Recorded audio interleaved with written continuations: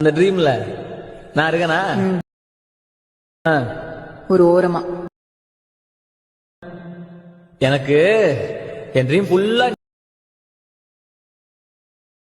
சிரிக்கி வாசம்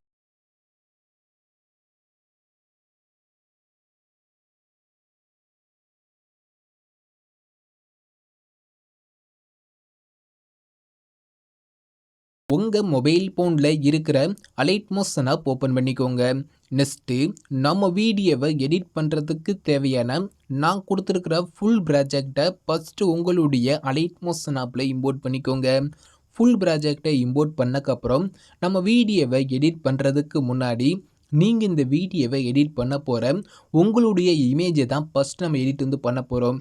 இமேஜை என்ன எடிட் பண்ணணுன்னு கேட்டிங்கன்னா, நீங்கள் இந்த வீடியோவை எடிட் பண்ணுறதுக்கு வெறும் 8 இமேஜ் மட்டும் இருந்தாலே போதும்.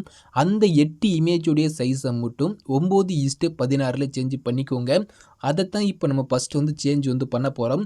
அது எப்படிங்கிறத நான் சொல்கிறேன். நான் சொல்கிற ஸ்டெப்பை ஃபாலோ பண்ணி உங்ககிட்ட இருக்கிறதிலே ஒரு பெஸ்ட்டான 8 இமேஜுடைய சைஸை மட்டும் நான் சொல்கிற மாதிரி 9:16 சேஞ்ச் பண்ணிக்கோங்க.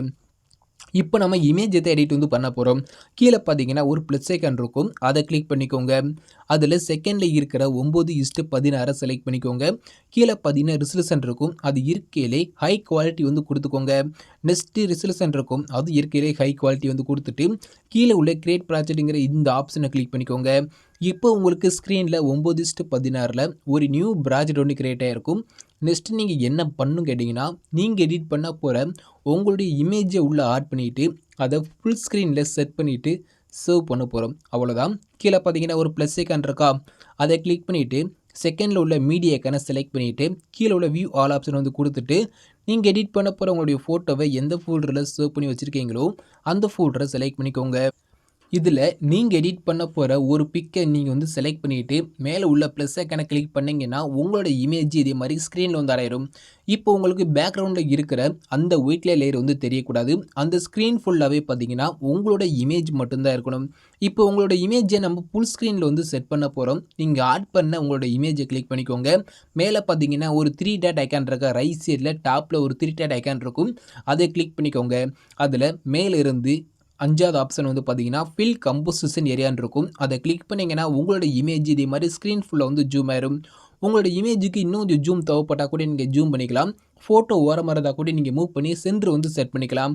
உங்களோட இமேஜை கிளிக் பண்ணிக்கோங்க. கீழே உள்ள மூவ் அண்ட் ட்ரான்ஸ்ஃபார்ம்ங்கிற இந்த ஆப்ஷன் செலக்ட் பண்ணிக்கோங்க.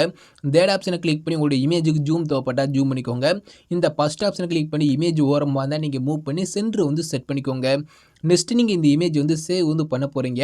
மேலே பார்த்தீங்கன்னா ஷேர் ஐக்கான் இருக்கா, அதை கிளிக் பண்ணிக்கோங்க. அதில் மேலிருந்து 3வது கரண்ட் ஃப்ரேம் அஸ் பிஎன்ஜின் இருக்கா, அதை செலக்ட் பண்ணிவிட்டு எக்ஸ்போர்ட்டுங்கிற இந்த ஆப்ஷனை கிளிக் பண்ணிங்கன்னா உங்களுக்கு ஒரு சேவ் ஐக்கான் கேட்கும். அதை கிளிக் பண்ணி நீங்கள் இந்த இமேஜை சேவ் பண்ணிக்கோங்க. சேவ் பண்ணிவிட்டு க்ளோஸ் பண்ணிக்கோங்க. இவ்வளோ தான் இமேஜோட சைஸை சேஞ்ச் பண்ணுறது. இப்போ நீங்கள் இந்த இமேஜை கிளிக் பண்ணிவிட்டு மேலே உள்ள டெலிட் ஐக்கானை கிளிக் பண்ணி டெலிட் பண்ணிக்கோங்க. இப்போ நான் எப்படி இமேஜ் ஆட் பண்ணிவிட்டு அதை ஃபுல் ஸ்க்ரீனில் செட் பண்ணிவிட்டு சேவ் பண்ணேனோ சேம் மெத்தடில் நீங்கள் எடிட் பண்ண போகிற உங்ககிட்ட இருக்கிறதுலே ஒரு பெஸ்ட்டான ஒரு 8 இமேஜோட சைஸை மட்டும் நான் சொன்ன மாதிரி 9:16 சேஞ்ச் பண்ணி சேவ் பண்ணி வச்சுக்கோங்க. ஓகே, இப்போ நான் சொன்ன ஸ்டெப்பில் நீங்கள் இமேஜ் எடிட் பண்ணியிருப்பீங்க. நெக்ஸ்ட் நீங்கள் என்ன பண்ணணும் கேட்டிங்கன்னா, நான் கொடுத்துருக்க அந்த ஃபுல் ப்ராஜெக்டை ஓப்பன் பண்ணிக்கோங்க. இப்போ நான் உங்களுக்கு கொடுத்துருக்க அந்த ஃபுல் ப்ராஜெக்ட் பார்த்தீங்கன்னா பார்க்குறதுக்கு எப்படி தான் இருக்கும். இந்த ஃபுல் ப்ராஜெக்டில் நீங்கள் ஃபஸ்ட்டு எடுத்தோன்னே என்ன பண்ணணும்னு கேட்டிங்கன்னா, நான் இந்த லிரிக்ஸுக்கு யூஸ் பண்ணியிருக்க ஃபாண்ட்டை மட்டும் நீங்கள் சேஞ்ச் பண்ண போகிறீங்க. நான் லிரிக்ஸுக்கு யூஸ் பண்ணியிருக்க அந்த ஃபாண்ட் இருக்குது பார்த்தீங்களா, உங்களுக்கு பார்த்தீங்கன்னா ஒரு நார்மல் ஃபாண்டில் தான் இருக்கும். அப்படியே நீங்கள் எடிட் பண்ணிங்கன்னா வீடியோ பார்க்குறதுக்கு நல்லா இருக்காது. நான் இந்த வீடியோக்கு யூஸ் பண்ணியிருக்கிறேன், அதாவது நான் இந்த லிரிக்ஸுக்கு பயன்படுத்தியிருக்கிற இந்த ஃபாண்டுடைய டவுன்லோட் லிங்கை நான் டிஸ்கிரிப்ஷனில் கொடுத்துருப்பேன். ஃபஸ்ட் நான் கொடுத்துருக்க அந்த லிரிக்ஸ் ஃபாண்டை நீங்கள் டவுன்லோட் பண்ணிக்கோங்க. அதை டவுன்லோட் பண்ணக்கப்புறம் அதை உங்களுடைய அலைட் மோஷன் ஆப்பில் இம்போர்ட் பண்ணிவிட்டு சேஞ்ச் பண்ணணும். அது எப்படிங்கிறத நான் ஸ்டெப் பை ஸ்டெப்பாக சொல்கிறேன். நான் சொல்கிற ஸ்டெப்பை ஃபாலோ பண்ணிக்கோங்க. ஃபஸ்ட்டு நான் கொடுத்துருக்க அந்த லிரிக்ஸுடைய ஃபாண்டை நீங்கள் டவுன்லோட் பண்ணிக்கோங்க. டவுன்லோட் பண்ணக்கப்புறம் அது எப்படி அலைட் மோஷன் ஆப்பில் இம்போர்ட் பண்ணுங்கிறத பார்த்துடலாமா. இப்போ நான் கொடுத்துருக்க லிரிக்ஸில் ஏதாவது ஒரு லிரிக்ஸ் கிளிக் பண்ணிக்கோங்க. கிளிக் பண்ணிவிட்டு கீழே உள்ள எடிட் குறிப்பு எடிட் டெஸ்க்குங்கிற இந்த ஆப்ஷனை கிளிக் பண்ணிக்கோங்க. நெக்ஸ்ட்டு மேலே ஃபாண்ட் கிட்டே உள்ள ஆரோ மார்க்கு கிளிக் பண்ணிக்கோங்க. கீழே உள்ள வியூ ஆல் பண்ணுங்கிற இந்த ஆப்ஷன் செலக்ட் பண்ணிக்கோங்க. லெஃப்ட் சைடில் ஒரு 3 டாட் ஐக்கான் இருக்கா, அதை செலக்ட் பண்ணிக்கோங்க. கீழே பார்த்தீங்கன்னா இம்போர்ட் ஃபாண்ட் ஒரு ஆப்ஷன் இருக்கா, அதை செலக்ட் பண்ணிவிட்டு உங்கள் மொபைல் ஃபோன் உள்ள டவுன்லோட்ஸை செலக்ட் பண்ணிக்கோங்க. லெஃப்ட் சைடில் ஒரு திருட்டை ஐக்கனை கிளிக் பண்ணிட்டு டவுன்லோட்ஸை செலக்ட் பண்ணிவிட்டு அந்த டவுன்லோட்ஸில் நான் கொடுத்துருக்க ஃபாண்ட்டை நீங்கள் டவுன்லோட் பண்ணியிருப்பீங்க. அது எங்கே இருக்குங்கிறத நீங்கள் தேடி பார்த்துக்கோங்க உங்களுடைய டவுன்லோட்ஸில்.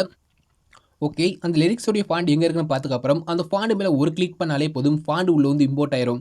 இப்போ இந்த இடத்துல இம்போர்ட்டுங்கிற அந்த ஆப்ஷன் வந்து ஆஃபில் இருந்துச்சுன்னா இதே மாதிரி வந்து ஆன் பண்ணிக்கோங்க. ஆன் பண்ணிவிட்டு மேலே உள்ள சிர்ஜ் ஐக்கனை கிளிக் பண்ணிட்டு நீங்கள் அந்த ஃபாண்ட் நேம் நீங்கள் டைப் பண்ணிக்கோங்க. PKHOTO நீங்கள் டைப் பண்ணாலே போதும், உங்களுக்கு அந்த ஃபாண்ட் நேம் வந்து பார்த்தீங்கன்னா ஸ்க்ரீனில் வந்து ஷோ ஆகும். இப்போ அந்த ஃபாண்ட் மேலே ஒரு கிளிக் பண்ணாலே போதும், லிரிக்ஸுக்கு ஆட்டோமேட்டிக்காக ஃபாண்ட் வந்து சேஞ்ச் ஆகும். அப்படி ஃபாண்ட் சேஞ்ச் ஆகலாட்டி லிரிக்ஸோட எண்ணில் வச்சுக்கிட்டு ஒரு பேஸ் விட்டிங்கன்னா போதும், லிரிக்ஸுக்கு ஆட்டோமேட்டிக்காக வந்து ஃபாண்ட் வந்து சேஞ்ச் ஆயிரும். நெக்ஸ்ட் வந்து பார்த்தீங்கன்னா அடுத்த லிரிக்ஸை நீங்கள் செலக்ட் பண்ணிவிட்டு மேலே பார்த்தீங்கன்னா கீழே எடிட்டர்ஸ் போயிட்டு மேலே உள்ள ஃபாண்ட் கிட்ட உள்ள ஆரம்ப கிளிக் பண்ணிட்டு இந்த இடத்துல வந்து பார்த்தீங்கன்னா உங்களுக்கு நீங்கள் இம்போர்ட் பண்ண அந்த ஃபாண்ட் வந்து உள்ளே வந்து ஆட் ஆயிருக்கும். அந்த ஃபாண்ட் மேலே லைட் ஒரு டச் பண்ணாலே போதும், லிரிக்ஸுக்கு ஃபாண்ட் வந்து சேஞ்ச் ஆயிரும். சேம் மெத்தடில் நான் கொடுத்துருக்க அந்த எல்லா லிரிக்ஸுக்கும் நீங்கள் ஃபஸ்ட்டு ஃபாண்ட் மட்டும் சேஞ்ச் பண்ணிக்கோங்க. ஓகே, நீங்கள் லிரிக்ஸுக்கு ஃபாண்ட் மட்டும் நீங்கள் சேஞ்ச் பண்ணால் மட்டும் போதும். நெக்ஸ்ட்டு நீங்கள் ஜஸ்ட் பார்த்தீங்கன்னா நான் கொடுத்துருக்க இமேஜில் மட்டும் உங்களோட இமேஜை மட்டும் நீங்கள் சேஞ்ச் பண்ண போகிறீங்க. ஸோ ஓகே, லிரிக்ஸ் இங்கே ஃபாண்ட் சேஞ்ச் பண்ணக்கப்புறம் அப்படியே ரைட் சைடு வந்து இந்த மாதிரி நீங்கள் வந்து மூவ் பண்ணிக்கோங்க. ரைட் சைடு இதே மாதிரி மூவ் பண்ணக்கப்புறம் ஓகே, லிரிக்ஸ் எல்லாமே முடியுது பார்த்தீங்களா, லிரிக்ஸ் எல்லாமே முடிகிற இடத்துக்கு வந்துக்கோங்க. அதில் அப்படி லாஸ்ட் அப்படி கீழே வந்தீங்கன்னா கீழே வந்து பார்த்தீங்கன்னா ஒரு 5 இமேஜ் நான் வந்து கொடுத்துருக்கேன். இந்த இடத்துல வந்து பார்த்தீங்கன்னா கேமரா 1ன்னு சொல்லி ஒரு எஃபெக்ட் ஆட் பண்ணி கொடுத்துருக்கீங்கன்னா அந்த கேமரா 1க்கு கீழே வந்து பார்த்தீங்கன்னா ஒரு 5 இமேஜ் நான் வந்து கொடுத்துருக்கேன். 9:16ன்னு சொல்லி ஒரு 5 இமேஜ் நான் வந்து கொடுத்துருக்கேன்னா அந்த 5 இமேஜ்லேயும் நீங்கள் எடிட் பண்ண போகிற உங்களோட இமேஜை மட்டும் சேஞ்ச் பண்ண போகிறீங்க.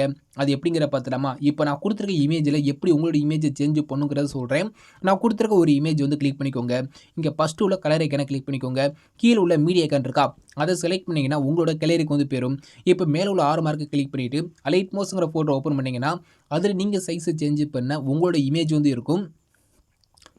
அதில் நீங்கள் 9:16 சேஞ்ச் பண்ண ஒரு இமேஜை செலக்ட் பண்ணிவிட்டு ப்ளஸ் ஐக்கனை கிளிக் பண்ணிங்கன்னா போதும், நான் கொடுத்துருக்க இமேஜ் பேல உங்களோட இமேஜ் ஆட்டோமேட்டிக்காக ஸ்க்ரீன் வந்து சேஞ்ச் ஆகும்.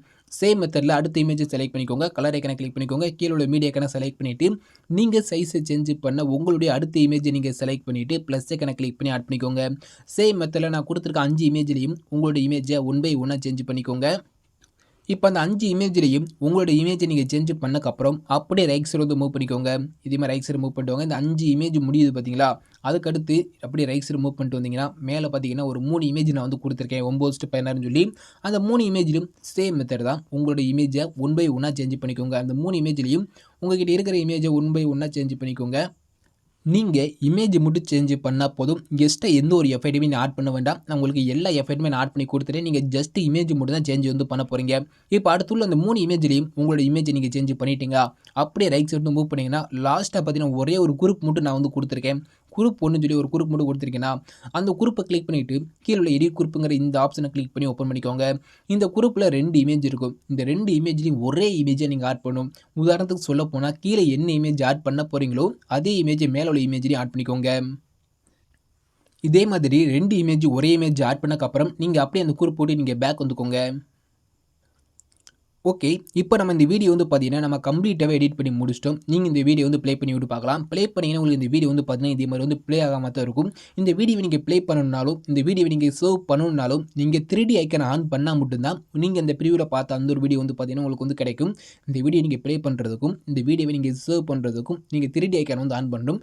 அது எங்கே இருக்கிறத மட்டும் சொல்கிறேன். இந்த மேலே இந்த ப்ளே பட்டன் இருக்கா, இந்த மேலே லைனில் லாஸ்ட் வந்து பார்த்தீங்கன்னா ஒரு பாக்ஸ் ஐக்கன் போட்டு மேலே பார்த்தாப்புல ஒரு ஆரமாக இருக்கா லாஸ்ட்டில், அதை கிளிக் பண்ணி இதில் இந்த இடத்துல உள்ள கேமரா ஐக்கன் இருக்கா, இந்த கேமரா ஐக்கன் வந்து ஆஃப்ல இருக்கும். அது மேலே ஒரு டச் மட்டும் பண்ணாலே போதும், அந்த 3D கேமரா ஐக்கன் வந்து ஆன் ஆயிரும். இந்த கேமரா ஐக்கன் ஆஃப்ல இருந்துச்சுன்னா உங்களுக்கு அந்த எஃபெக்ட் வந்து ஸ்க்ரீனில் வந்து தெரியாது. இந்த கேமரா ஐக்கன் மேலே ஒரு டச் பண்ணால் மட்டும்தான் உங்களுக்கு அந்த 3D எஃபெக்ட் வந்து பார்த்தீங்கன்னா ஸ்க்ரீனில் வந்து தெரியும். இப்போ நீங்கள் ப்ளே பண்ணி விட்டு பாருங்களேன். நீங்கள் ப்ரிவியூவில் பார்த்த அந்த ஒரு வீடியோவை நம்ம ரொம்பவுமே ஈஸியாகவே பார்த்தீங்கன்னா எடிட் வந்து பண்ணிட்டோம். ரொம்பவுமே ஈஸியாகவே பார்த்தா எடிட் பண்ணி பண்ணிச்சிட்டோமா, அவ்வளோதான். இப்போ நீங்கள் வீடியோட ஸ்டார்டிங்கில் இருந்து ஆடியோட நீங்கள் எண்டு வரை நீங்கள் ப்ளே பண்ணி விட்டு பார்க்கலாம். ரொம்பவுமே ஈஸியாகவே எடிட் பண்ணி முடிச்சிட்டோம். நீங்கள் இப்போ இந்த வீடியோ வந்து சேவ் வந்து பண்ணிக்கலாம். அது எப்படிங்கிற பார்த்துலாமா? நீங்கள் ஒன்று மட்டும் நோட் பண்ணிக்கோங்க. நீங்கள் வீடியோவை சேவ் பண்ணும்போது மட்டும் இந்த கேமரா ஐக்கனை ஆஃப் பண்ணிவிட்டு நீங்கள் சேவ் பண்ணிங்கன்னா 3D எஃபெக்ட் உங்களுக்கு வந்து ஸ்க்ரீனில் வந்து கிடைக்காது.